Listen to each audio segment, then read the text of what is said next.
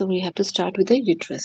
एक बार मैं थोड़ा सा पहले आपको This call is now being recorded. यहाँ पे यानी कि फीमेल रिप्रोडक्टिव सिस्टम यानी कि इसका ऑर्गन का एक बार ओवरव्यू दे देती, then will start with the uterus. Okay, one second.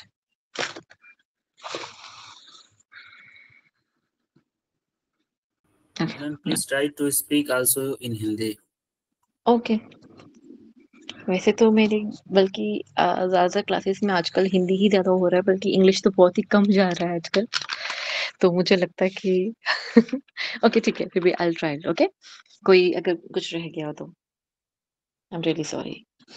चलिए एक बार देख लेते हैं यहाँ पर.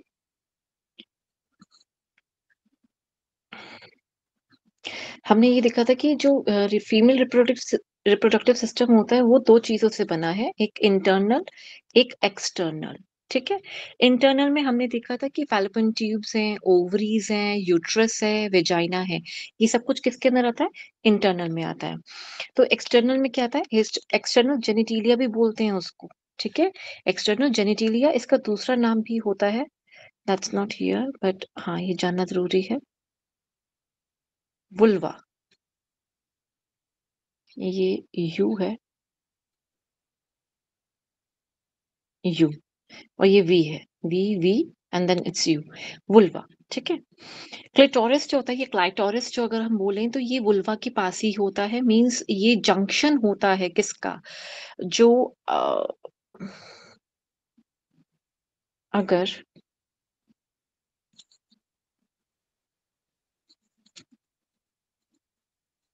एक्सटर्नल जेनिटिलिया में अगर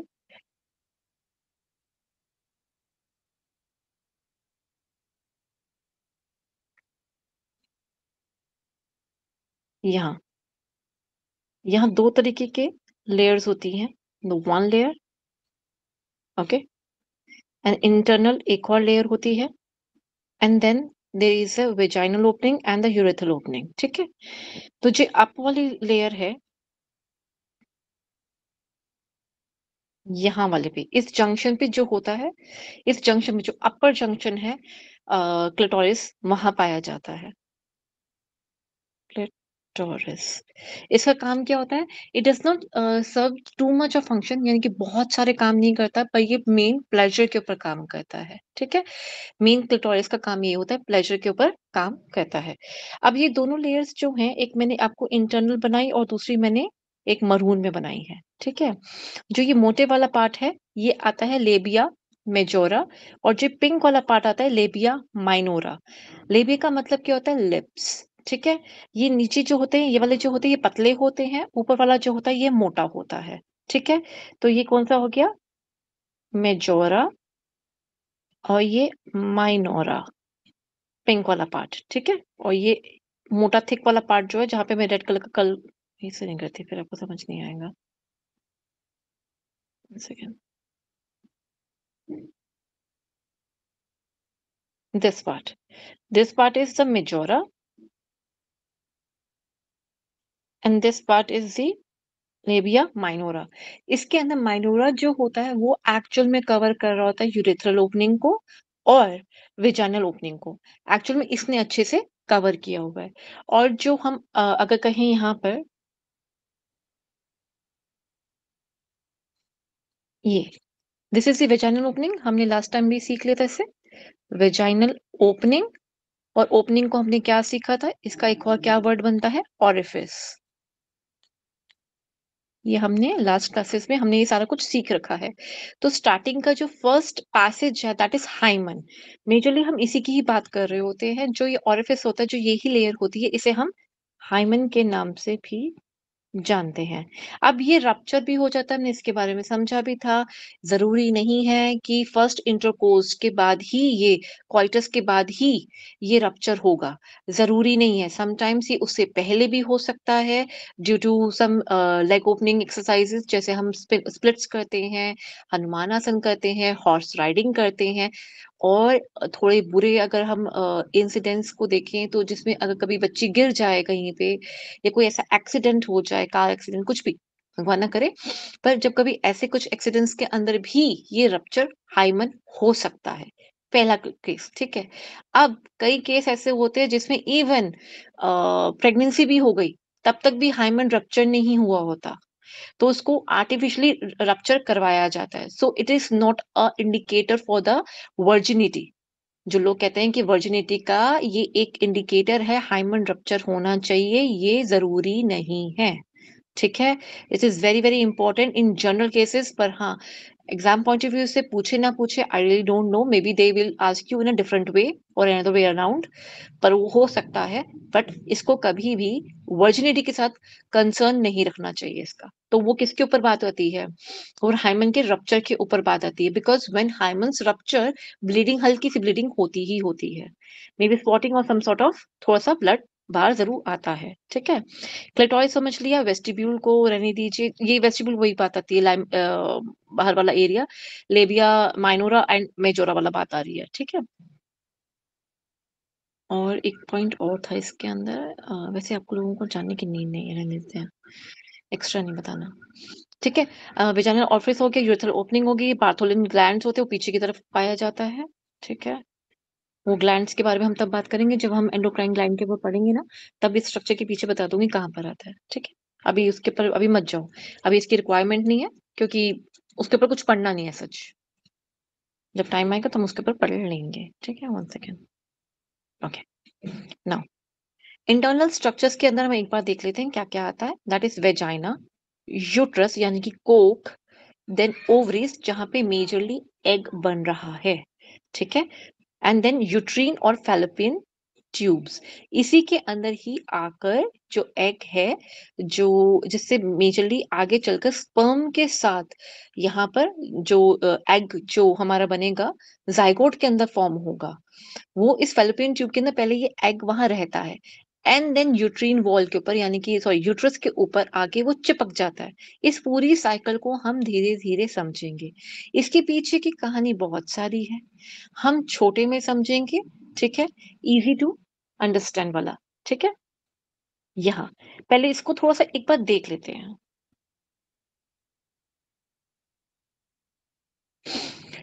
ये लिगामेंट होते हैं बेसिकली, ठीक है? यानी कि इसने ओवरीज को पकड़ के रखा हुआ है। किसको? ओवरी को पकड़ के रखा हुआ है। अब यहाँ जो ये वाला एरिया है ना, ये एक्चुअली में प्रोजेक्शंस होती है, ऐसे करके जा रही होती है फिंगर्स की तरह। यहाँ इस डायग्राम में इतने अच्छे से दिया नहीं हुआ, पर ये होती ऐसी है जैसे कि फिंगर्स हो। उंगली ये थोड़ा-सा आप देख सकते हैं, थोड़ा-सा लग भी रहा है यहाँ पे। ये फिंगर्स की तरह है, ये बीच में गैप्स देख पा रहे होंगे अभी आप, मैं हटा रही हूँ। ये हल्का-हल्का गैप देख रहे होंगे आप। ये फिंगर्स की तरह फिंगर्स की तरह इसने ओवरी को पकड़ के रखा हुआ है। ओवरी खुद में कैसा होता है? एक आलमंड शेप की तरह, बादाम की तरह। ओवरी खुद कैसा होता है? बादाम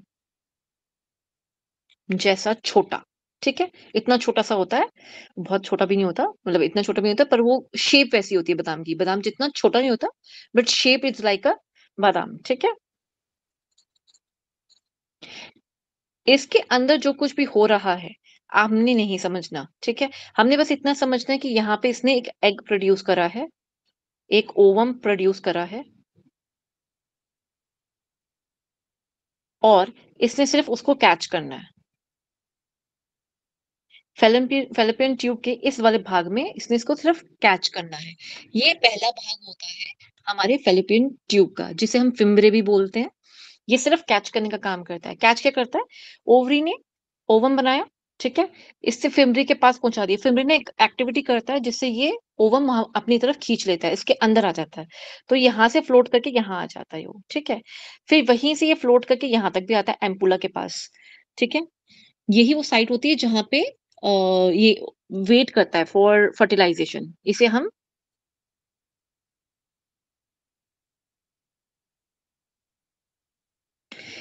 क्या कहते हैं? साइट ऑफ फर्टिलाइजेशन, ठीक है? इसे एम्पुला भी कहते हैं। इसका एक और नाम भी है। हो सकता है कि एग्जाम में आपसे पूछा जाए कि जी फर्टिलाइजेशन कहाँ होती है? साइट ऑफ फर्टिलाइजेशन, उसका नाम क्या है? टेक्निकल लेवल पे अगर हम कहें तो उसका नाम क्या है? तो होता क्या है,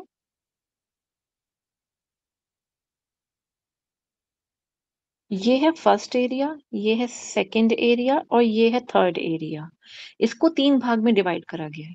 ठीक है? अब मैं एरियाज़ के बारे में ज़्यादा डिटेल नहीं दे रही हूँ, बस कुछ समझाना चाह रही हूँ। इस सेकंड वाले एरिया को कहा जाता है, जहाँ पे पहला और दूसरा मिल रहा है, इस वाले एरिया को हम कहेंगे जंक्शन। क्या कहेंगे? जंक्शन। लेकिन कौन-सा जंक्शन? इस जंक्शन का नाम होता है एम्पुला। मैम ये जो है, ये ओवेरी से जो ऊपर ये लाइन जा रही है, ये हुँ। फैलोपियन ट्यूब है जो कि जी, 3 जी। पार्ट्स में डिवाइड है। जी, करेक्ट, बिल्कुल ठीक कहा आपने। और सेकंड पॉइंट पे जंक्शन बना रहा है जिसको कि एम्पुला कहते हैं, मतलब फैलोपियन ट्यूब अब के नहीं, ही पूरा नाम बता रही हूँ। पूरा नाम बताया नहीं अभी मैंने। अभी पूरा नाम बताया नहीं है। अच्छा, अच्छा। इसे कहते हैं फिम्ब्रे। 1 मिनट रुकिए, यहाँ पे ना थोड़ा ज़्यादा ही हुआ है। 1 मिनट यहाँ पे देख लेते हैं हम, ठीक है? यहाँ से थोड़ा समझ आएगा हमें। ये ऐसे, क्योंकि डायग्राम में ज़्यादा क्लैरिटी है नहीं, तो ये ऐसे है, ठीक है? और यहाँ पर ये मान लीजिए ये ओवरी थी, ठीक है? यहाँ से इसने यानी कि ओवम को ले लिया, ठीक है? अब ये वाला पार्ट जो है, नियरली इतना पार्ट जो है, इतना वाला पार्ट, इसे कहते हैं फिम्ब्रे। फिंगर जैसा है इसलिए फिम्ब्रे, ठीक है? इतने वाला पार्ट जो है इसे कहते हैं एम्प्यूला। और नियरली इसी के आसपास यहाँ पे कहीं पे आके वो साइट ऑफ फर्टिलाइजेशन आती है। तो इस वाले का नाम क्या है? इस वाले का नाम है इस्थमस। इस्थीमस, ठीक है?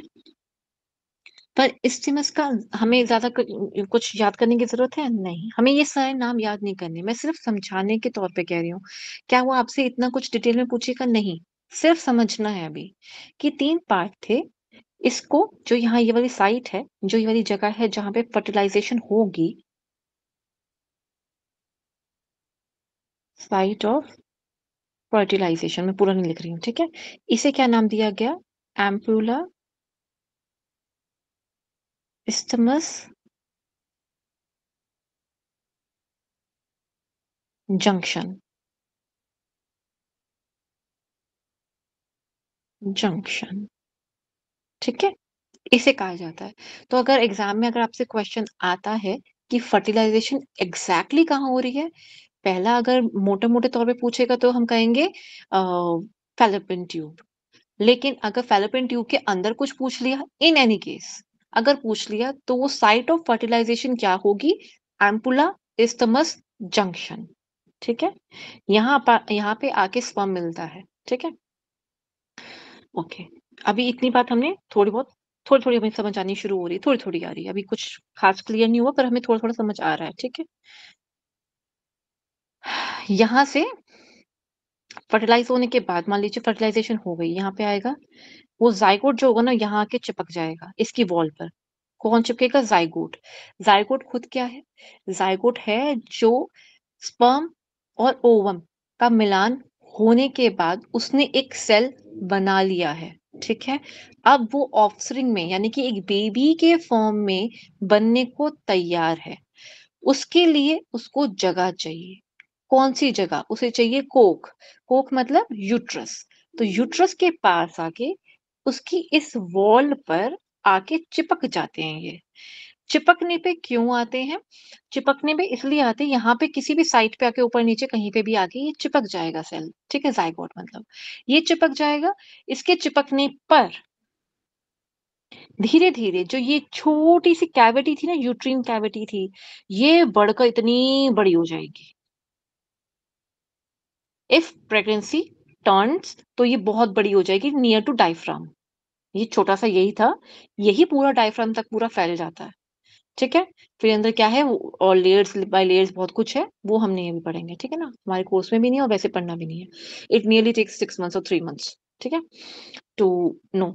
बस आपने इतना समझना है कि ये ही लेयर है, यही वो छोटा-सा पार्ट है, छोटा-सा पाउच है जो बाद में एक्सपैंड होते-होते धीरे-धीरे फर्स्ट टू 9 मंथ्स में पूरा एक्सपैंड करके डायफ्राम तक इसका साइज़ चला जाता है। डायफ्राम से थोड़ा नीचे रहता है, तो डायफ्राम तक जाता है। डायफ्राम से नीचे रहता है काफ़ी। बस समझाने के लिए कि डायफ्राम तक जाता है, ठीक है? ओके। अगर नहीं होती प्रेगनेंसी तो क्या होगा? सिंपल, ये ज़ायगोट तो बनेगा नहीं। तो ये सेल जो होगा ना यहाँ से निकल के यहाँ तक आएगा और सेल समेत ये पूरी लाइनिंग जो है ना ये सारी बाहर निकल जाएगी। ये जितने भी वो थे ना सेल्स वगैरह थे जिनको आगे स्पर्म मिला ही नहीं टू मेक अ ज़ायगोट, वो सारे के सारे सारा कुछ यहाँ पे आके फ्लश आउट हो जाएगा। फ्लश आउट होने का मतलब क्या है यहाँ पर? फ्लश आउट होने का मतलब ये है कि जो ये वॉल इसने बनाई थी ना मोटी-सी कि प्रेगनेंसी होगी, इसे पूरी तैयारी करके रखी थी, प्रेगनेंसी होगी, हम लोग वॉल को थोड़ा थिक कर लेते हैं यहाँ पे बच्चा आके टिकेगा, मतलब वो सेल जो है वो आके टिकेगा, चिपकेगा, तो उसने पूरी तैयारी करके रखी थी। अब स्पर्म तो आया नहीं, स्पर्म आया नहीं तो इसने सारे के साथ जितना कुछ था यहाँ पे सारा कुछ फ्लश आउट करके बाहर निकाल दिया। पूरी की पूरी लेयर समेत बाहर निकल जाता है। जैसे कि मान लीजिए एक बेड है, ठीक है? उसपे बहुत सारी चीज़ें बिखरी पड़ी हैं। बच्चे ने आए और बहुत सारे टॉयज़ फेंक दिए, बहुत बहुत कुछ था। आपके पास टाइम नहीं था, किसी ने आना है, तो आपने क्या करा पूरी की पूरी चादर उठाई, उसको साइडों से चारों कॉर्नर से पकड़ा, एक पोटली से बनाई और उठा के चुपचाप से एक अलमीरा के अंदर या किसी भी जगह पे उसको रख दिया। भई हो गया बेड साफ, ऊपर दूसरी चादर बिछा दी। अब इतना टाइम तो था नहीं कि टॉयज़ को एक-एक करके वहाँ सेग्रीगेट करके हम उसको प्रॉपर सेट कर सकें, टाइम नहीं था हमारे पास। तो हमने क्या करा उसको ऐसी पोटली सी बनाई और रख दिया अंदर। इन जनरल कई घरों में ऐसा होता है, ठीक है? बच्चे नहीं करते हैं तो बड़े करते हैं, तो बड़ों के साथ भी ऐसे ही करा जाता है। किसी ने आना है, वो दरवाज़े पे खड़े हैं, तो फटाफट ऐसे ही होता है। तो यहाँ पे क्या होता है, यहाँ वो जल्दबाज़ी में कुछ नहीं हो रहा। यहाँ उसने वेट किया अच्छा खासे दिन। उसने कई दिन वेट करा, उसे कई दिन लगाए इसकी लेयर को मोटा करने में, कई दिन लगाए। अच्छी खासी तैयारी करी, सब कुछ करा लेकिन नहीं आया स्पर्म। तब उसने जाके ये पूरी वॉल को ही शेड कर दिया and this is known as the menstruational cycle यानी कि पीरियड्स। ओके? मैंने आपको बहुत ही सिम्प्लिफाइड फॉर्म में सारी बातें बताई हैं। अब इसको टेक्निकल लैंग्वेज में फेजेस के साथ डे वाइज़ पढ़ेंगे कि ओव्यूलेशन क्या होता है और ये सारा कुछ क्या होता है। जब यहाँ पे साइट ऑफ फर्टिलाइज़ेशन पे जब ये वेट कर रहा होता है ना एग तो ओव्यूलेशन इसे कहते हैं 14th डे ये वाला होता है। यहाँ वो वेट कर रहा होता है, ठीक है? इसे कहते हैं ओव्यूलेशन का टाइम पीरियड जहाँ पे एग बैठा हुआ है and it is waiting for the sperm कि टू गेट फर्टिलाइज़। अब मेटिंग के लिए यानी कि एग जो है स्पर्म के साथ मिलने के लिए तैयार बैठा हुआ है कि वहाँ पे फर्टिलाइज़ेशन होगी और हम ज़ायगोट को बनाएँगे, एक ज़ायगोट की फॉर्म आएगी, ठीक है? चलें, एक बार हम टेक्निकल तरीके से सारी चीज़ों को फिर भी देख लेते हैं, ये हम देख चुके थे। ये रहा यूट्रस, ठीक है? यूट्रस इज़ अ हॉलो यानी कि खाली जगह है, ठीक है? खाली जगह है, पियर शेप्ड ऑर्गन है। पियर शेप नहीं, ये डाउनवर्ड पियर शेप है। गलत लिखा है यहाँ पर, डाउनवर्ड पियर है, ठीक है? मतलब नीचे की तरफ ये थोड़ा ऐसे जाता हुआ है, सॉरी, थोड़ा ऐसे जाता हुआ है। जबकि पियर को अगर हम बनाते हैं तो पियर कैसा होता है? ऐसे करके बनाते हैं हम, नाशपाती, कुछ इस तरह का बनाते हैं, ऐसे करके नाशपाती बनता है, पर ये डाउनवर्ड है, ठीक है? Okay. This is the sorry that is the site of menstruation. Menstruation से मतलब क्या है पहले इस बात को अच्छे से क्लियर करो। मेंस्ट्रुएशन का मतलब पीरियड्स नहीं होता, दोनों के बीच में डिफरेंस समझो। मेंस्ट्रुएशन का मतलब होता है पीरियड्स आने के बाद जब लास्ट डे खत्म हो जाता है उसके बाद जब ब्लीडिंग पूरी कंप्लीटली फिनिश हो चुकी हुई है, चाहे 3 डेज में खत्म हो चाहे 6 डेज के अंदर खत्म हो, ठीक है? उसके खत्म होने के बाद अब जब तैयारी दोबारा से पकड़ी जाती है सेल के लिए उसको ओव्यूलेशन तक पहुंचाने के लिए, अब पीरियड्स तक के लिए मीन्स वो 28 डेज कि जब तक पीरियड स्टार्ट नहीं हुए फर्स्ट से लेकर सेकंड तक, मतलब फर्स्ट के पीरियड्स एंड हो गए, 6 डे पे एंड हुआ या 3rd डे पे एंड हुआ, आई डोंट नो, ठीक है? हम समझ रहे 3rd डे पे एंड हुआ, ऐसा समझ के चलते हैं, ठीक है? Till that from the 4th day and to जब तक सेकंड पीरियड का फर्स्ट डे नहीं आ जाता, सॉरी, जब तक सेकंड डे का फर्स्ट पीरियड नहीं आ जाता, तब तक ये जो साइकिल होती है इसे मेंस्ट्रुएशनल साइकिल बोलते हैं। Menstruation is does not means that the 3 days of the periods, ठीक है, उसे मेंसेस जरूर बोल देते हैं पर वो कहने का तात्पर्य अलग होता है। हम इन शॉर्ट उसको बोल देते हैं कि फर्टिलाइजेशन नहीं हुई इसलिए पीरियड्स आए। Okay, clear? अब इसको थोड़ा सा और देख लेते हैं, ठीक है? इम्प्लांटेशन का मतलब क्या होता है? मेंस्ट्रुएशन साइट बताई मैंने आपको, मीनिंग बताया उसका, ठीक है। इम्प्लांटेशन का मतलब क्या है? जब मैंने यूट्रस की वॉल पर जाइगोट को चिपकाया था ना, दैट इज इम्प्लांटेशन, ठीक है। एंड डेवलपमेंट ऑफ फीटस, अब जाहिर सी बात है वहां चिपक गया। अब वो जाइगोट जो होगा एक बेबी की फॉर्म लेगा, एक एम्ब्रियो की फॉर्म लेगा, एक कोक की जो एक था, जो अभी छोटी सी पीयर शेप में थी, अब वो धीरे धीरे डेवलप होगा। अब वीक्स बाय वीक एक एम्ब्रियो का डेवलपमेंट स्टार्ट हो जाएगा। इसमें भी हॉर्मोन्स का बहुत बड़ा रोल रहता है, ठीक है। हम आगे देख रहे हैं उसको। ड्यूरिंग प्रेगनेंसी, ठीक है, ये फीचर सब कुछ है। ये पूरा उन्होंने समझाया कि ड्यूरिंग प्रेगनेंसी ही वो प्लांटेशन जो है और डेवलपमेंट ऑफ फीटस सिर्फ तभी होती है जब प्रेगनेंसी अकर करती है। अगर प्रेगनेंसी अकर नहीं करेगी तो क्या हुआ? वो सेल बाहर निकल जाएगा विद द एंडोमेट्रियम वॉल, पूरी पूरी वॉल, पूरी की पूरी लेयर बाहर निकल जाएगी। उसे हम नॉन प्रेगनेंसी की स्टेट भी कहते हैं या फिर पीरियड्स की स्टेट भी कहते हैं, ठीक है। The uterus is divided into two parts. Fundus, same ये हमने किसके अंदर पढ़ा था? फंडस एंड द बॉडी, ये हमने पढ़ा था स्टमक के अंदर, है ना। फंडस एंड द बॉडी हमने पढ़ा था ना। तो इसमें फंडस कहाँ आता है और बॉडी कहाँ आती है? बॉडी को हम वैसे कैविटी भी बोलते हैं। कैसे होता है देखते हैं एक बार, ठीक है। ये फैलोपियन ट्यूब्स है, ये आगे यहाँ पर मैं ज्यादा इस पे भी ज्यादा ध्यान नहीं दे रही हूँ, ठीक है, क्योंकि समझाना कुछ हो रहा है हमें।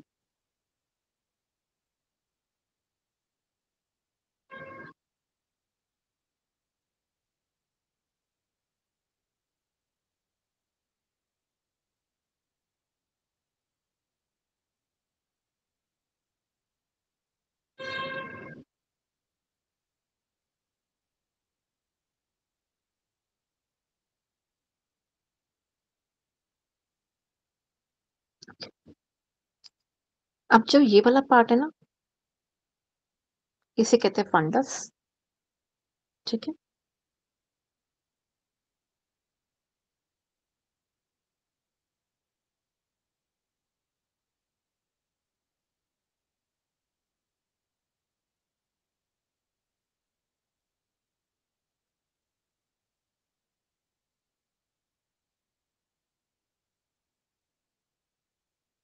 ये ऊपर वाला पार्ट आ गया आपका फंडस। एंड देन ये पूरा पार्ट जो होता है इसे कहते हैं यूट्रीन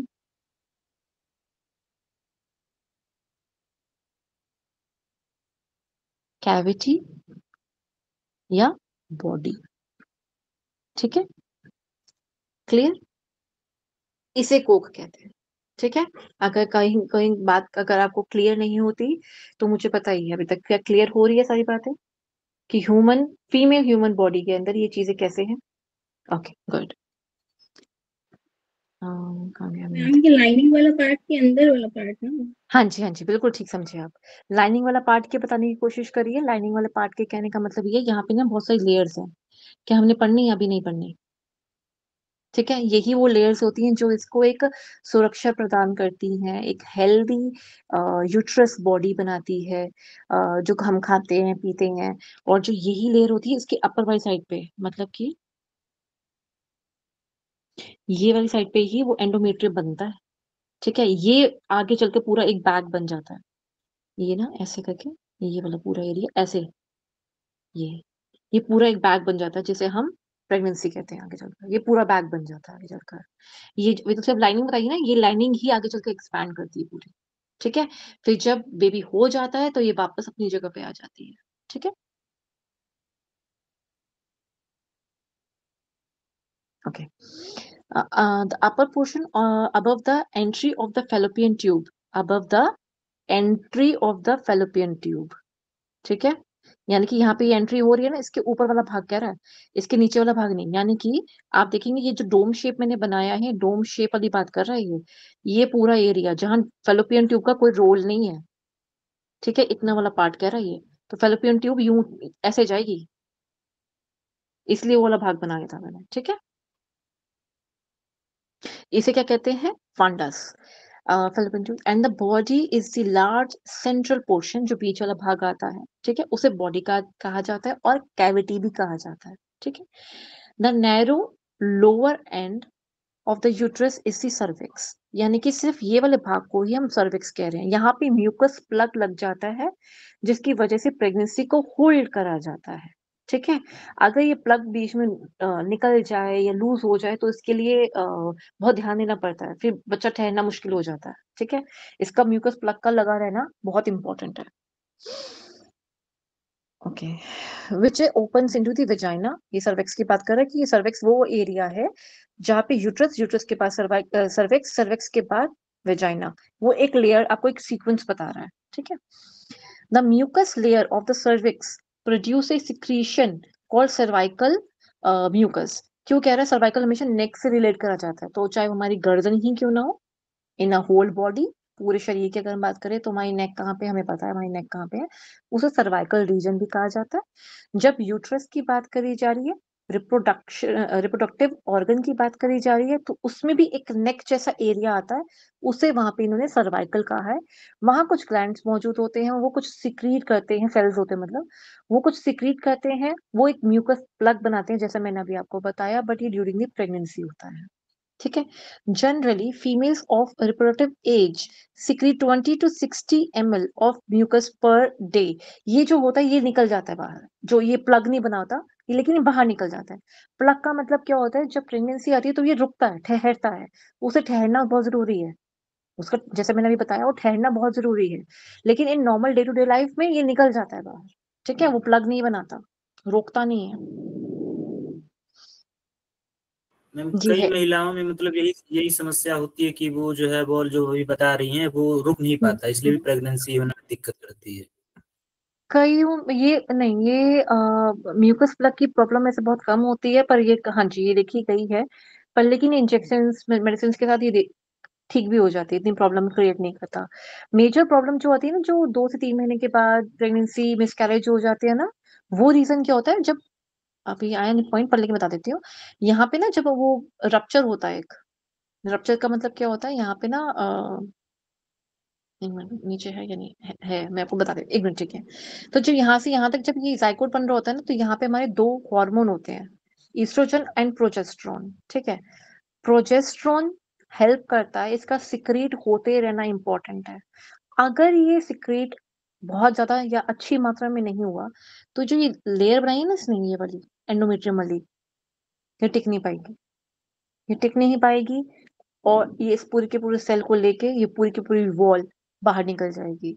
तो इसलिए कई फीमेल्स के अंदर क्या होता है कि 2 से 3 की महीने की प्रेगनेंसी होती है, उसके बाद ब्लीडिंग स्टार्ट हो जाती है या स्पॉटिंग स्टार्ट हो जाती है, and they came to know कि एक मिसकैरेज हो गया।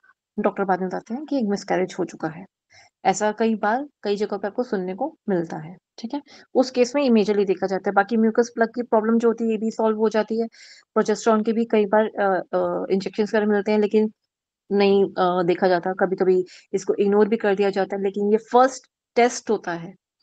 अगर किसी का भी मिसकैरेज पहले हिस्ट्री रही है उसकी, चाहे 1 या चाहे 2 या चाहे 5, उस हिस्ट्री में डॉक्टर का सबसे पहला टेस्ट ही प्रोजेस्टेरॉन हार्मोन का टेस्ट होता है कि ये कितने बन रहे हैं। ये हर इसका पूरा लंबा वो होता है, प्रोसीजर होता है, मतलब कुछ दिनों का, तो वो देखते हैं उसके अंदर कि प्रोजेस्टेरॉन प्रॉपरली रिलीज हो भी रहे कि नहीं हो रहे हैं। ठीक है, अभी समझेंगे उस चीज को, मेंस्ट्रुएशन साइकिल के अंदर यही चीज को समझना है। ठीक है,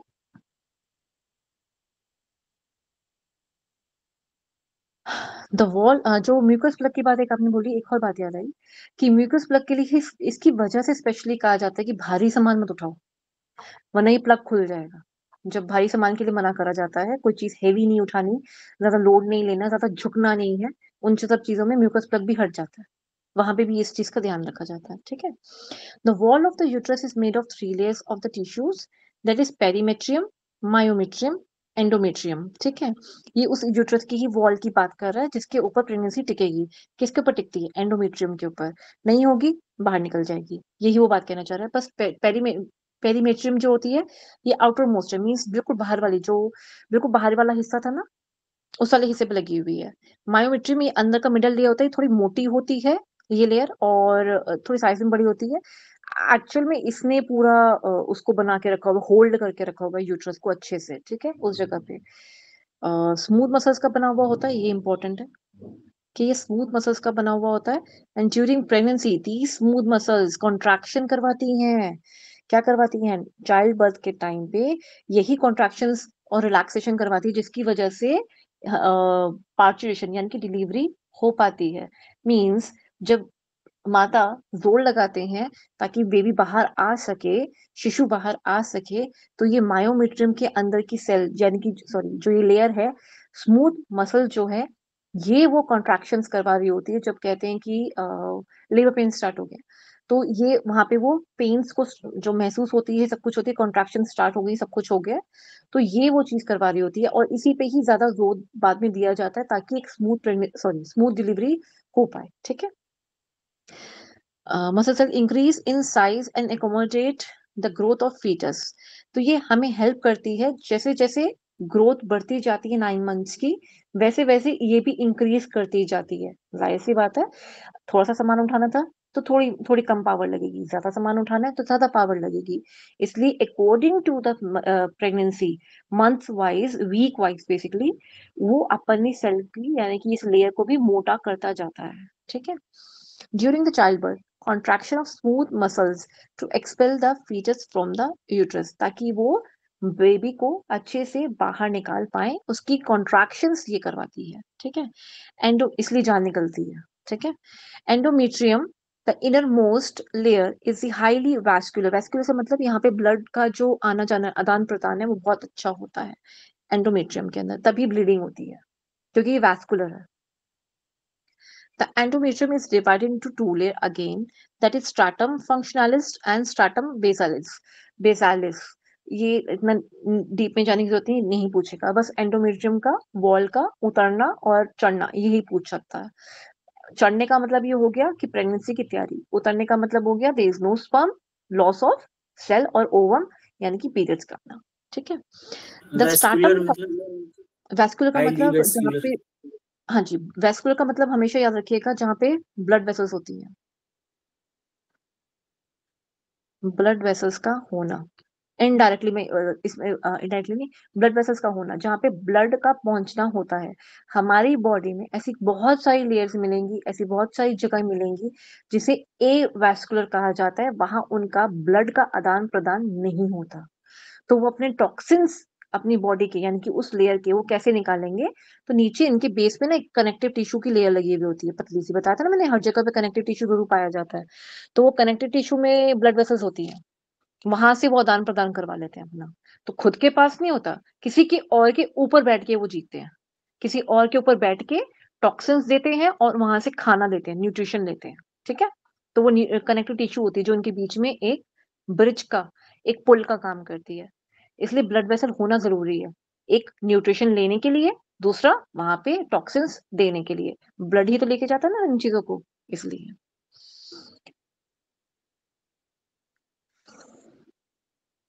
Okay. The stratum functionalis is shed approximately every 28 days, जिसकी हम बात कर रहे हैं, यानी कि outer layer 28 days in non pregnancy. Non pregnancy है वो, नॉन प्रेगनेंसी मीन्स जहां पे प्रेगनेंसी आकर नहीं हुई, woman by the process called menstruational cycle, जो हमने अभी समझा। The stratum basalis is a permanent and gave rise to new stratum functionalis after each menstruation, यानी कि ये लेयर थी, मान लीजिए ये 2 वाले लेयर। ठीक है। वैसे तो हमने 3 लेयर के बात करी है, तो 3 लेयर में ये हो गया, पेरी वाली हो गई, मायो ये हो गई, और ये लास्ट वाली होगी एंडो। अब एंडो के ऊपर कह रहे हैं कि इसके पास 2 लेयर है, एक है फंक्शनलिस्ट और एक है बेसालिस। बेसालिस ही होती है जो बार बार जन्म देती है, किसको? फंक्शनलिस्ट वाले को। मतलब कि जब इसको यानी कि इसके ऊपर, इस लेयर के ऊपर आगे बेबी जायगोट इसके ऊपर आके चिपकेगा, तो ये बार बार जन्म देती है इस वाली लेयर को, बार बार। ठीक है। मीन्स हर 28 डेज के अंदर ये हेल्प करता है उस लेयर को बनाने का। ठीक है।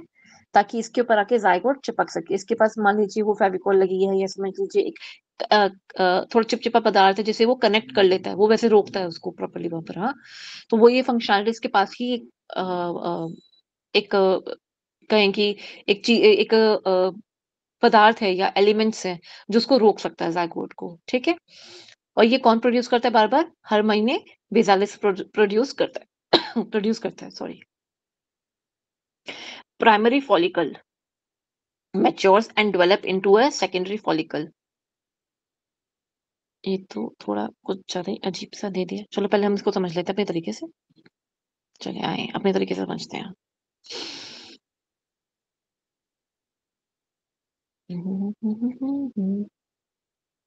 कहाँ समझे? यहाँ समझते हैं, चले आएँ।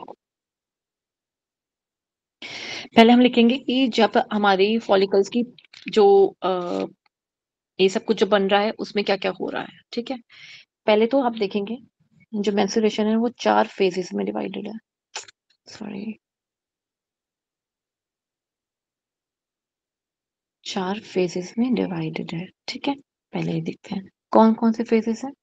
1 to 5 days, 6 to 13th day, then अकेला 14th डे, देन 15 to 28 और 29 डेज। हम यहाँ पे 28 लेके चल रहे हैं अभी, ठीक है?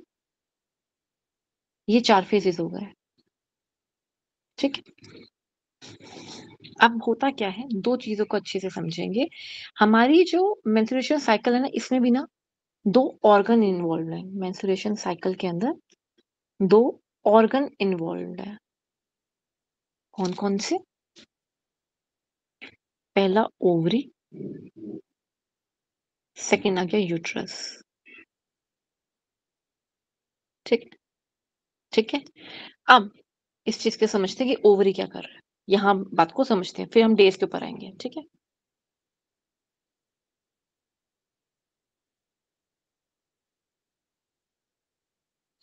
ओवरी के अंदर ना फॉलिकल डेवलपमेंट होती है।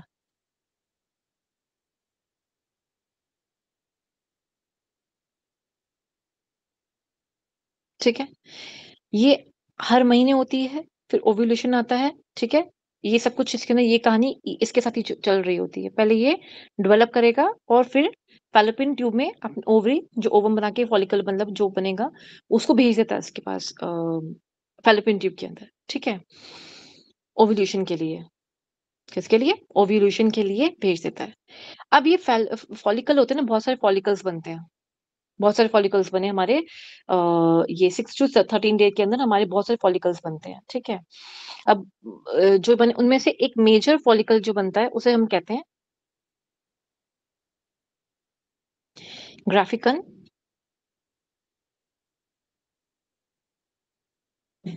फॉलिकल, ठीक है? बहुत सारे फॉलिकल जो बनते हैं। अब ये ग्राफिकल फॉलिकल ही रप्चर होता है। क्या हो जाता है? टूट जाता है, रप्चर। जब ये रप्चर हुआ ना, इसमें से वो सेल निकलता है फॉर फर्टिलाइजेशन। लेकिन एक चीज़ और होती है, इसमें सेल तो निकल गया, इससे सेल तो निकाला बट एक चीज़ और भी निकाली। जब वो टूटा ना तो थोड़ा-सा ना इसी का भाग रह गया, थोड़ा-सा। उस भाग को हमने कहा कॉर्पस ल्यूटियम, ठीक है?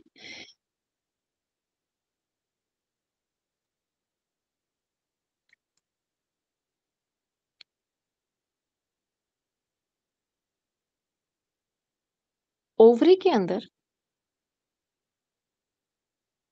2 चीज़ें बन गई, एक फॉलिकल था, एक कॉर्पस ल्यूटियम बन रहा था। बन रहा था मीन्स वो जब डेवलपमेंट के लिए जब सेल जाएगा करेगा सब कुछ उसके लिए, तो एक फॉलिकल की डेवलपमेंट हो रही थी ओवरी के अंदर, ओवरी करवा रहा था सारे काम और कॉर्पस ल्यूटियम वाला काम भी ये करवा रहा था कि तुम जब टूटोगे करोगे तो तुम कॉर्पस ल्यूटियम कहलाओगे और तुमने ये सारे काम करने हैं। तो वो क्या करता है साथ में 2 चीज़ें एस्ट्रोजन और progesterone, oestrogen and progesterone release करवाता है, ठीक है? ओके। मेन जो होता है प्रोजेस्टेरोन ये वाला रिलीज़ करवाता है और एस्ट्रोजन ये ज़्यादा रिलीज़ करवाता है ग्राफिकन फॉलिकल, ठीक है? इस पूरी उसमें through out the menstruation cycle में, ठीक है? सबसे ज़्यादा यही काम करवा रहा होता है, ठीक है? ये भी एस्ट्रोजन और प्रोजेस्टेरॉन ये भी बनाता है, पर एस्ट्रोजन बहुत कम मात्रा में होता है, बहुत लो मात्रा में। लेकिन ये जो होता है, ये बनाता है बहुत ज़्यादा मात्रा में एस्ट्रोजन हायर लेवल पे, ठीक है? ये बहुत ज़्यादा एस्ट्रोजन बनाता है, ठीक है? अभी एस्ट्रोजन और प्रोजेस्टेरॉन जो निकलते हैं, यही जाके हमारे एंडोमेट्रियम वॉल को मोटा और थिक बनाएँगे फॉर द प्रेगनेंसी। आने वाले वक़्त के लिए तैयार कर रहे हैं उसको, ठीक है?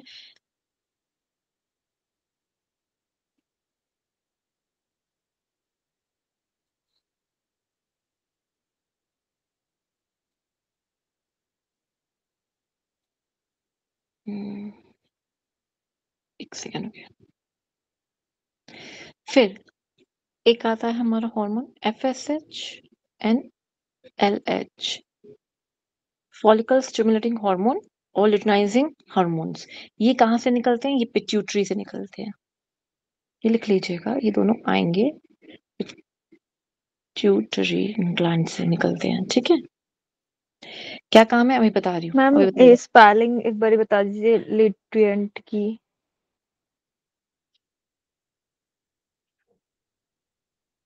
ल्यूटियम, ठीक है? Corpus luteum. और मैम ये फॉलिकल स्टिमुलेशन टिंग हार्मोन हार्मोन। स्टिमुलेटिंग हार्मोन और ल्यूटिनाइजिंग हार्मोन है ये तो हो गया। ल्यूटिनाइजिंग की स्पेलिंग लिख देती हूँ, ल्यूटिनाइजिंग। आवाज नहीं आ रही है मैम। मैम आपकी आवाज चली गई है। स्लो आ रही थी।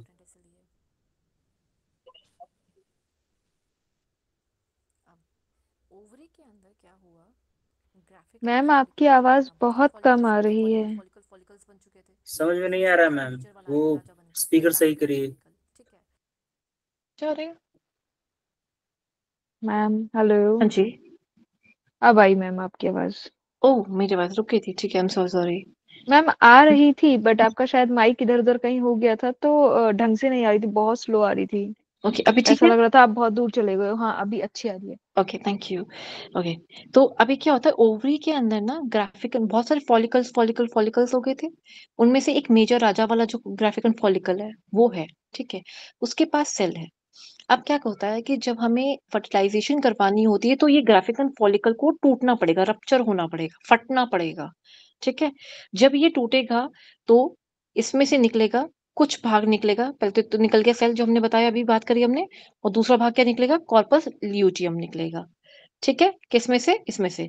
और इसी को सेल को हम कहते हैं, अगर मैं सेल ना लिखूँ ज़्यादा बेहतर रहेगा, मैं लिख दूँ यहाँ पे एग, तो आपको ज़्यादा अच्छे से समझ आ पाएगी कि मैं कहना क्या चाह रही हूँ, ठीक है? यही वो एग और ओवम बाहर जाएगा। अभी ये सब कुछ कहाँ हो रहा है? ओवरी के अंदर हो रहा है। ओवरी में ये एग और ओवम को रिलीज़ कराता है कौन? ग्राफिकल फॉलिकल, ठीक है? इस ग्राफिकल फॉलिकल को हम बोलते हैं मैच्योर फॉलिकल भी बोलते हैं। याद करना है? नहीं, सिर्फ समझना है। मैच्योर मतलब बाकी छोटे-छोटे थे, चुटकू-पुटकू थे। जो-जो मैच्योर होते चले गए, वो एग रिलीज़ करते गए। जो-जो मैच्योर होते गए, वो एग रिलीज़ करते चले गए, ठीक है? अब मैम इसमें लिमिटेड ही होते हैं क्या नंबर ऑफ एग्स? नहीं, लिमिटेड कहाँ होते हैं। जितने मिलियंस उसमें होते हैं, इतने उस हमारे अंदर भी होते हैं। हर महीने बहुत सारे रिलीज़ होते हैं। पर जो ये वाले होते हैं ना, जो एग वाला होता है, ये वाला पार्ट जो होता है, ये कम होता है। फॉलिकल्स बहुत सारे होते हैं। फॉलिकल्स बहुत सारे होते हैं, एग एक ही बनता है। 1 या 2, ठीक है? ओके, अब 1 सेकंड। ठीक है। तो डेवलप ड्यूरिंग द ये क्या सारी चीज़ें जो ये डेवलप हो रही हैं हमारी मेंस्ट्रुअल साइकिल के अंदर, ये सारे काम हो रहे हैं। फॉलिकल्स डेवलप कर रहे हैं और ग्राफिकन फॉलिकल बना, उससे उसने ओवम तक रिलीज़ करा। इसे हम फॉलिकुलर फेज़ बोलते हैं। क्या बोलते हैं? फॉलिकुलर फेज़ बोलते हैं। अभी समझेंगे कौन-सा होता है फॉलिकुलर फेज़, ठीक है? अब ओव्यूलेशन के टाइम पे ये रप्चर हुआ, यानी कि 14th डे पे ये रप्चर हुआ। 14th डे पे ये रप्चर हुआ। रप्चर होने पे इसने क्या करा? अपना जो कॉर्पस ल्यूटियम था वो, और ओवम, ये सब कुछ रिलीज होना शुरू हो गया। इसने अपने हार्मोन्स रिलीज करने शुरू कर दिए, ईस्ट्रोजन एंड प्रोजेस्टेरोन। इसने भी रिलीज किए थे हार्मोन्स, इसने भी हार्मोन्स रिलीज करे थे, एस्ट्रोजन एंड प्रोजेस्टेरोन। ठीक है, ग्राफिकल फॉलिकल जो करता है ईस्ट्रोजन हार्मोन को सबसे ज्यादा रिलीज करता है, एक्चुअल में करता ही सिर्फ इसी को ही है। कॉर्पस ल्यूटियम, प्रोजेस्टेरोन और ईस्ट्रोजन बहुत ही कम, थोड़ी मात्रा में, तो हम ये नहीं कह सकते कि इसको रिलीज नहीं करता, करता है पर बहुत ही कम मात्रा में करता है।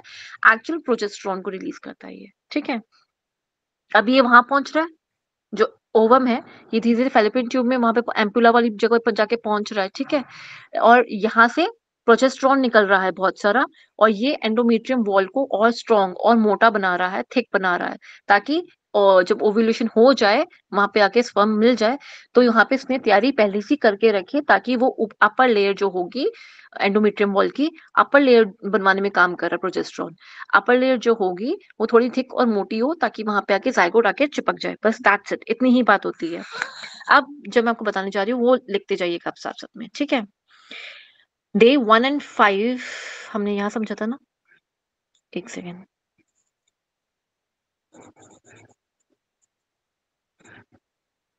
आप साथ साथ में आप लिख सकते हैं तो बेहतर है। इसमें आई थिंक इन्होंने डेज वाइज दे नहीं रखा, आई थिंक दे रखा था।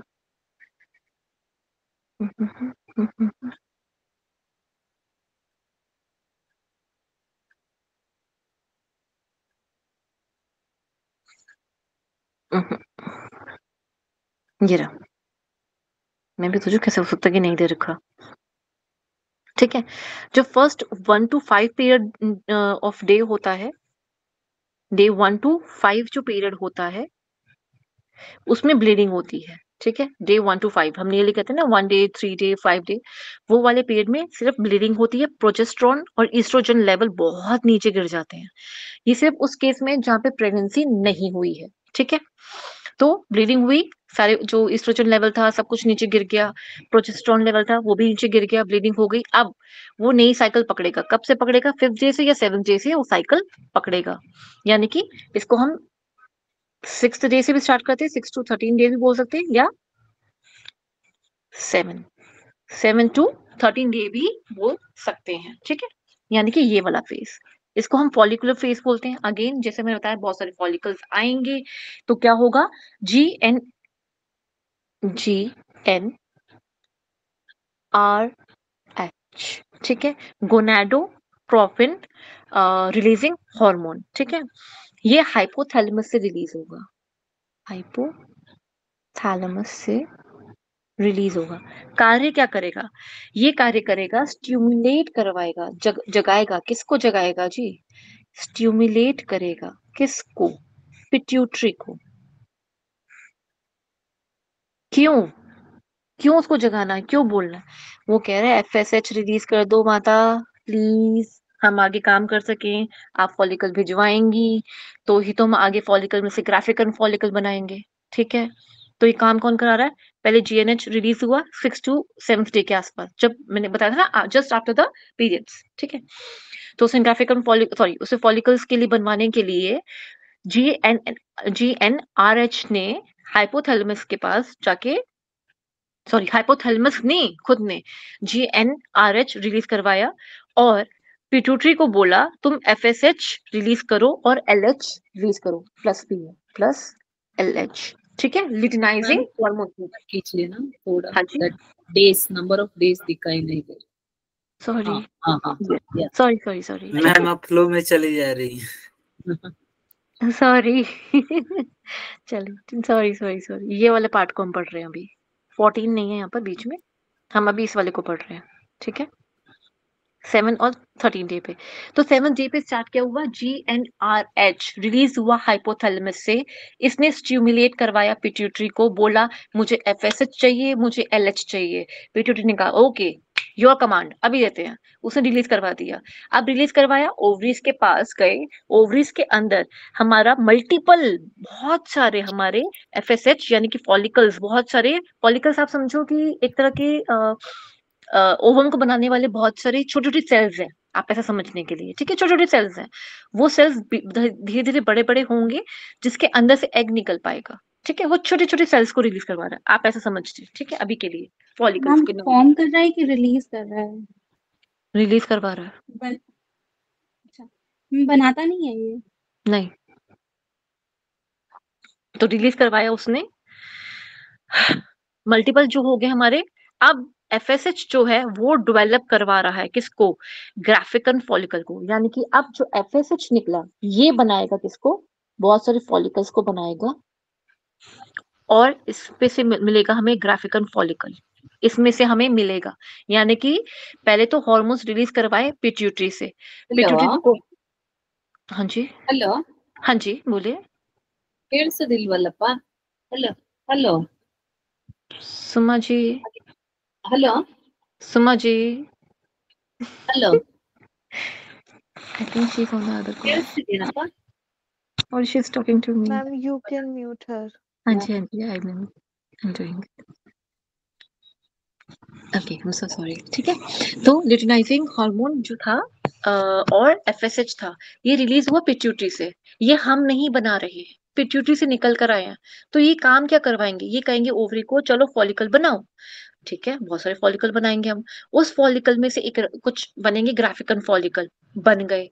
अब जब ये फॉलिकल ग्राफिकन फॉलिकल से ग्राफिकल फॉलिकल बन गए, अब ये ग्राफिकल फॉलिकल क्या करेंगे जी, ये ना बहुत सारे ईस्ट्रोजन रिलीज करेंगे, ईस्ट्रोजन हार्मोन रिलीज करेंगे। तो ये क्या करेगा, ये एंडोमेट्रियम वॉल को थोड़ा मोटा और सॉरी हाँ थोड़ा एंडोमेट्रियम वॉल बनाना शुरू करेगा, यानी कि एंडोमेट्रियम वॉल बनाना शुरू करेगा, और इसको वैस्कुलर बनाएगा। मैम वैस्कुलर का मतलब एंडोमेट्रियम वॉल तो ऑलरेडी होती है ना, ये उसको आपने बताया था कि वो ठीक, तो 3 लेयर तो ऑलरेडी होती है, उसको थिक बनाता है और हाँ जी, जाइगोट के लिए प्रिपरेशन करेगा। करेक्ट करेक्ट, ये उसको उसको ये वही करवा रहा है, ये ठीक वही है। करवा रहा मैम है। सेम एक प्रोजेस्टेरॉन भी वही करेगा क्या? प्रोजेस्टेरॉन ना उसकी थिकनेस को बढ़ाता है, उसके अंदर क्षमता बढ़ाता है, उसकी स्ट्रेंथ को बढ़ाता है। अगर वो स्ट्रेंथ नहीं होगी तो बेबी कैरी नहीं कर पाएगा, इसलिए प्रोजेस्टेरॉन का रिलीज होना बहुत इंपॉर्टेंट है। और प्रेगनेंसी ना होना, सॉरी प्रेगनेंसी नहीं, मिसकैरेज मैम होने अभी का तो रीजन, प्रेगनेंसी की बात चल रही है मैम अभी। नहीं नहीं नहीं नहीं, अभी प्रेगनेंसी की अभी बात नहीं तो चल रही। मेंस्ट्रुएशन साइकिल की बात चल रही है। तो हाँ वही तो जी, मैम प्रेगनेंसी इसमें कह रही हैं। नहीं मैं तो बता रही हूँ कि अगर ये वॉल थिक नहीं हुई तो प्रेगनेंसी टिकेगी नहीं। वो प्रोजेस्टेरॉन का मीनिंग मुझसे पूछना चाह रहे थे कि क्यों रिलीज हो रहा है, और एंडो सॉरी इजेस्ट्रॉन जो होता है, सॉरी ईस्ट्रोजन, ईस्ट्रोजन जो होता है, ये दोनों में डिफरेंस समझना चाह रहे हैं। ईस्ट्रोजन ने कहा बनाओ, प्रोजेस्टेरॉन ने उसके अंदर एक स्ट्रेंथ दी है, उसको थिकनेस दी है, एक स्ट्रेंथ दी है। ईस्ट्रोजन उसको बनवा तो रहा है, पर साथ साथ में उसको वेस्कुलाइज भी बना रहा है कि इसके अंदर ब्लड भी रहे, ताकि जब ये थिकनेस और ये वॉल जब इसमें स्ट्रेंथ होगी प्रोजेस्टेरॉन की वजह से, जायगोट जब उस पे आके चिपकेगा उस वॉल के ऊपर, तो उसके पास ब्लड की जो सप्लाई है वो होनी चाहिए, ताकि वो ग्रो करे, उसको नरिशमेंट मिलती रहे साथ साथ में, इसलिए उसको वेस्कुलाइज बनाया जा रहा है। क्लियर है, गुड, ठीक है। अब लास्ट आ गया यहाँ पे, इसने क्या करा, 7 to 13 डे तक इसने सिर्फ यही काम करा, फॉलिकल आ जाओ, और फॉलिकल से ग्राफिकन फॉलिकल बना लिया, सब कुछ कर लिया, ईस्ट्रोजन का भी रिलीज करवा दिया। अब 14 डे पे बैठे हैं ये आराम से, शांति से। अब यहाँ से ये रप्चर हो गया, कौन रप्चर हो गया, ग्राफिकन फॉलिकल रप्चर हो गया ओवल्यूशन के लिए। ईस्ट्रोजन इतनी तीव्रता पे चला जाता है, ईस्ट्रोजन लेवल जो होता है, ईस्ट्रोजन लेवल इस जगह पे इतनी तीव्रता पे, इसको सर्ज बोलते हैं, इतनी तीव्रता पे चला जाता है, इतनी तीव्रता पे जाता है कि पिट्यूटरी को ये तेजी से ल्यूटिनाइजिंग हार्मोन रिलीज करवाने के लिए कहता है कि ल्यूटिनाइजिंग हार्मोन रिलीज करो अभी के अभी, मतलब इतनी स्पीड पे या इतनी पीक पे होता है ये।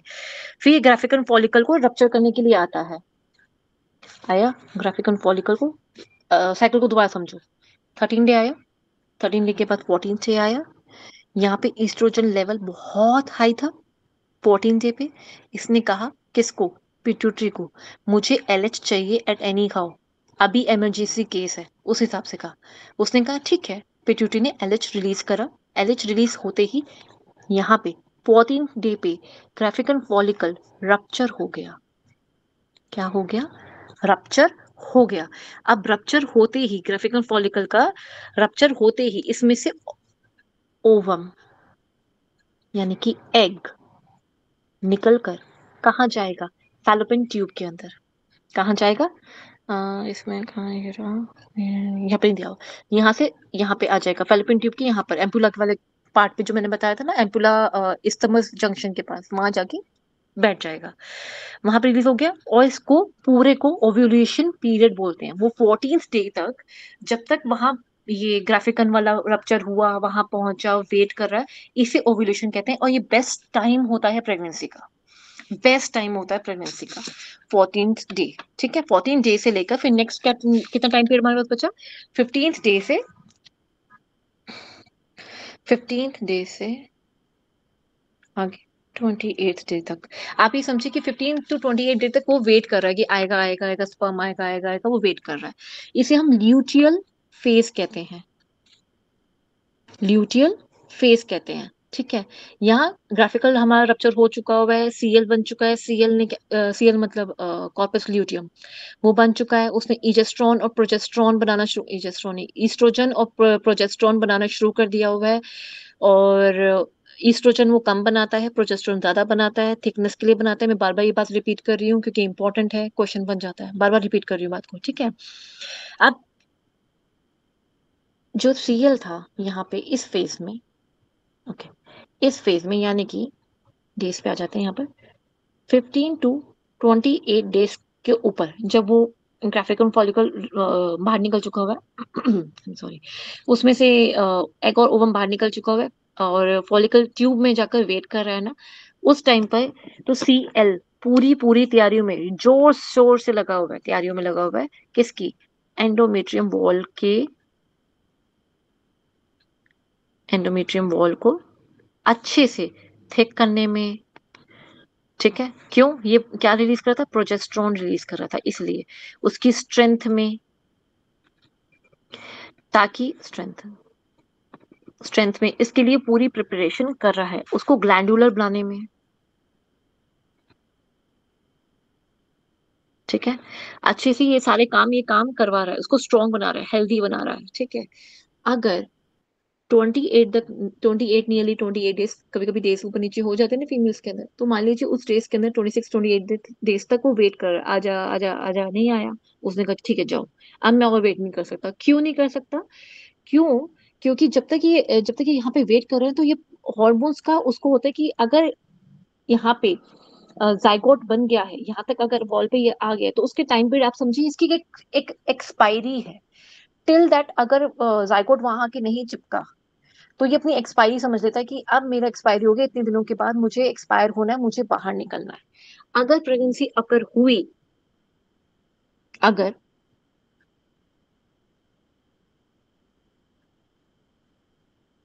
अगर प्रेगनेंसी अकर हुई तो ये सीएल और हॉर्मोन्स बनाएगा। कौन से हॉर्मोन्स बनाएगा वो हमें रहने देते हैं, पर वो एक HCG के प्रोजेस्टेरॉन। अंडर हॉर्मोन्स बनाता है। ठीक है, HCG के अंदर, HCG के अंडर ये हॉर्मोन्स बनाता है। ये आपको नहीं याद करना, बस मैं आपको सिंपली बता रही हूँ, मत लिखो, कंफ्यूज हो जाओगे। ठीक है, मैम डायग्राम रहने में क्या है दीजिए। कॉर्पस हाँ ल्यूटियम? अभी आ रही हूँ, डोंट वरी, पहले एक बार देख लो। अगर प्रेगनेंसी हुई तो सीएल यानी कॉर्पस ल्यूटियम, जो ग्राफिकन फॉलिकल के रप्चर होने के बाद थोड़ा सा इसका जो भाग बचा था, उस छोटे से भाग से उसने प्रोजेस्टेरोन को रिलीज करवाया था, जिसने एंडोमेट्रियम वॉल को थिक बनाया था, वैस्कुलाइज बनाया था, ग्लैंडुलर बनाया था, स्ट्रेंथ प्रोवाइड कराई थी। वही छोटा सा भाग वाला ही आगे और हॉर्मोन्स रिलीज कराएगा इफ प्रेगनेंसी अकर। अगर नहीं हुई, अगर नहीं हुई, ये यस के केस में है, ये नो के केस में। अगर नहीं हुई तो यही सीएल यानी कॉर्पस ल्यूटियम डीजनरेट हो जाएगा। ठीक है, यानी कि डीजनरेट होने का मतलब क्या है? ईस्ट्रोजन और प्रोजेस्टेरोन के जो लेवल्स थे वो गिर गए। ठीक है, अब ये गिर गए, इसने किसको ट्रिगर करा? इट ट्रिगर्स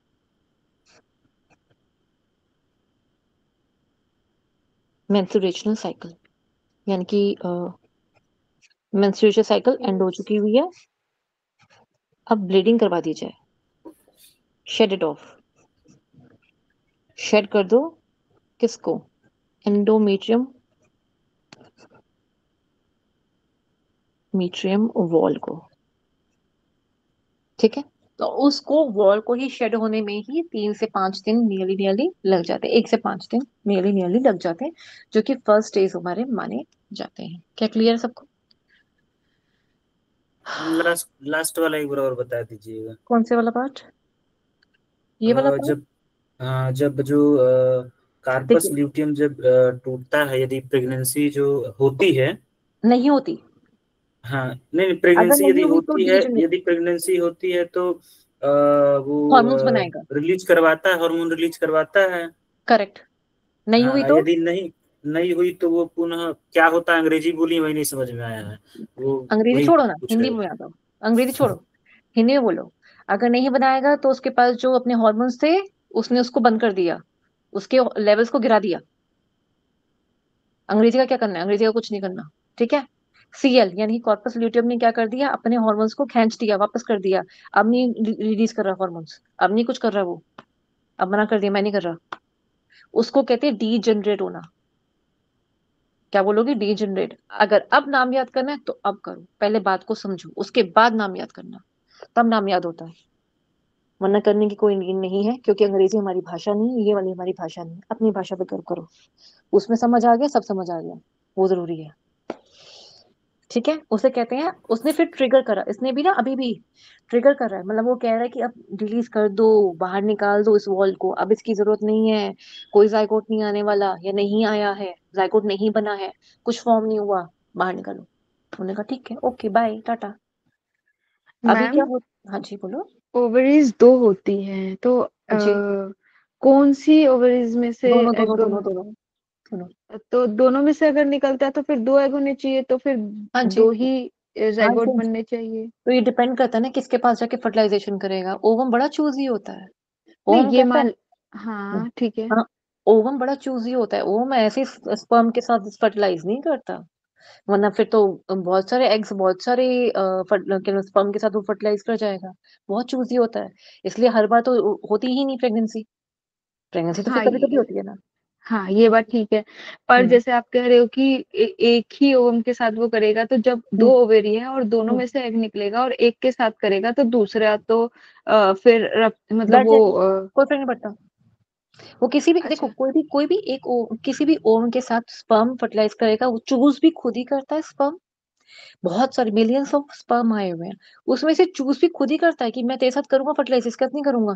ना ना ना ना, मिलियंस में से मिलियंस, उसमें से भी ओवम चूज करता है, ठीक है। सबके साथ फर्टिलाइज नहीं करता। ऐसे ही दूसरा ओवम शक्ल दिखता रह जाता है, अगर कर लिया तो कर लिया, नहीं करा तो ना करा। इसलिए कई प्रेगनेंसी में बहुत सारी अजीब अजीब सी कॉम्प्लेक्सिटीज भी आती हैं।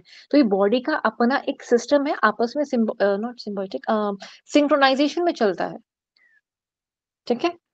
तो मैम जो कई बार जो ट्विंस होते हैं तो उसमें यही होता है कि जो हाँ जी, दोनों ओवरी में से ओवम निकले होते हैं, दोनों ही मतलब करेक्ट, मतलब दोनों के पास जी स्पर्म पहुंच जाता है, तब जी, भी वो ट्विंस होते हैं। करेक्ट। ओके। डबल जाइगोट बन जाता है अंदर। और मैम जो वो इजी नहीं होता, इसलिए ज, कभी कभी, इसलिए आप देखेंगे एक होता है, इसमें भी लेवल्स हैं, इसमें भी अलग अलग चीजें जो आप क्वेश्चन पूछ रहे हो, ये एक्चुअली बड़ा कॉम्प्लेक्स क्वेश्चन है।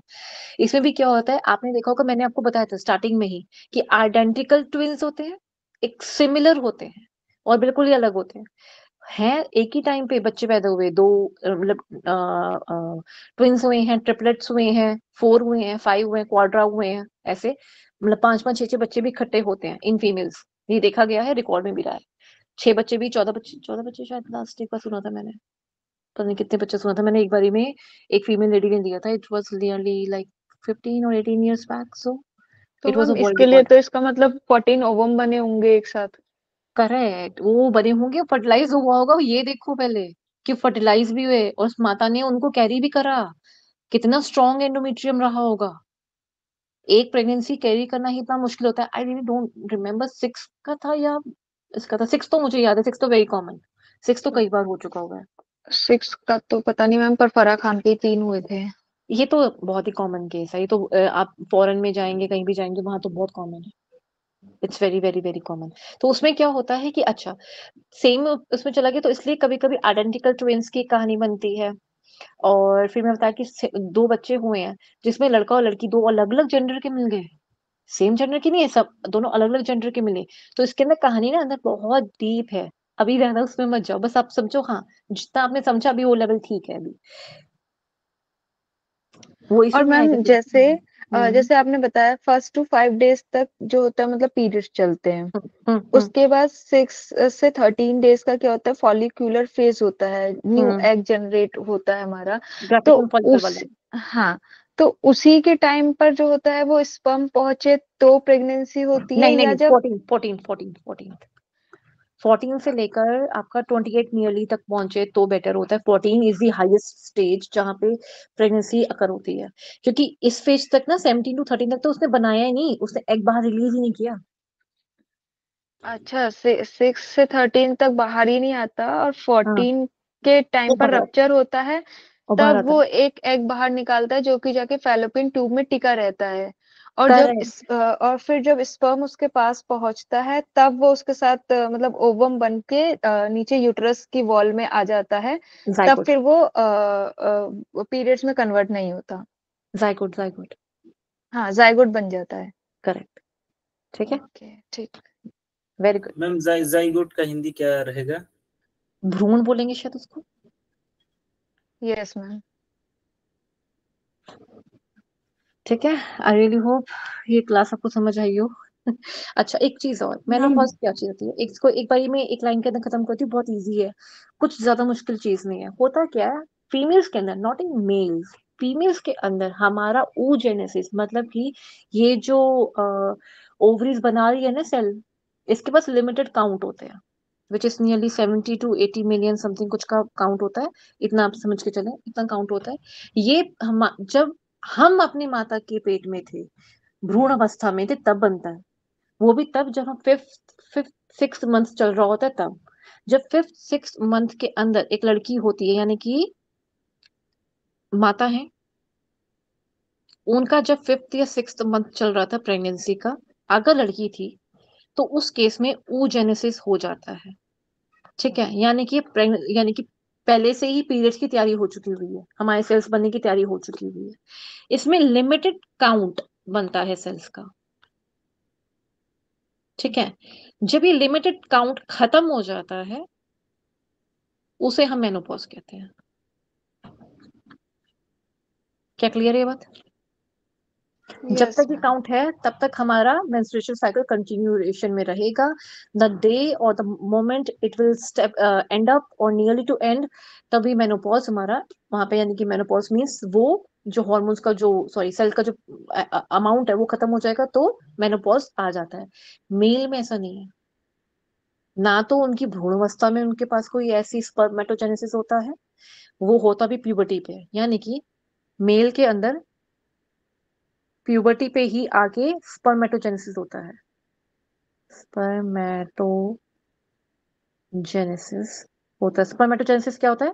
जिससे स्पर्म बनते हैं। ठीक है, ये स्पर्मेटोजेनेसिस उनका प्यूबर्टी पे होता है और ये ताउम्र रहता है। इसलिए एक मेल पूरी उम्र वो इतनी क्षमता रखते हैं कि वो एक बेबी को, एक ऑफस्प्रिंग को जन्म दे सके।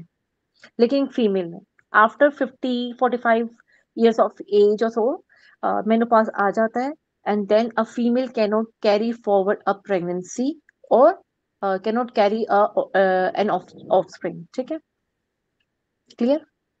ये मैंने आप लोगों की हॉर्मोन्स की पूरी कहानी दी थी, क्रोमोसोम्स की। पढ़नी है तो पढ़ सकते हो, नहीं पढ़नी तो आप इसको इग्नोर कर सकते हो, एग्जाम में नहीं आएगा। मैम ये पता ही है, उस दिन आपने बताया तो था।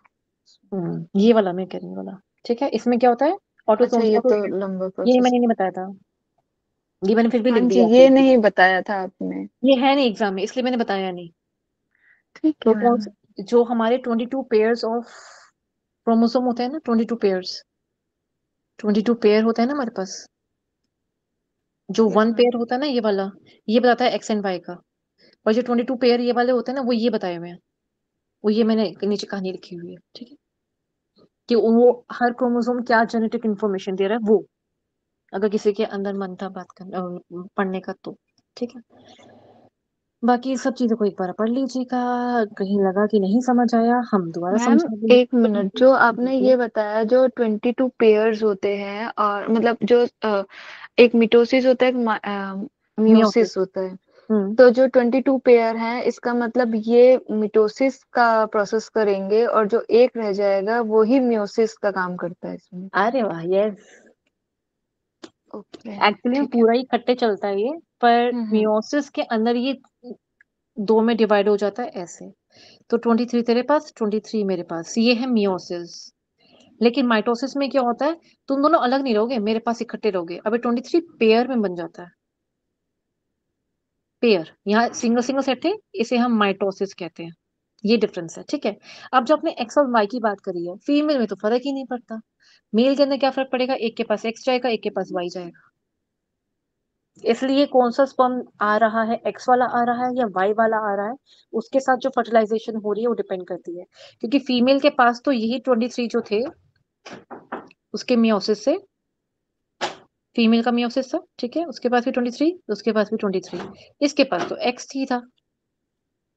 अब वो इस वाले स्पर्म के साथ ओव्यूलेट करता है, ये उसकी मर्जी फर्टिलाइजर करता है, या इसके साथ फर्टिलाइज करता है, ये उसकी मर्जी।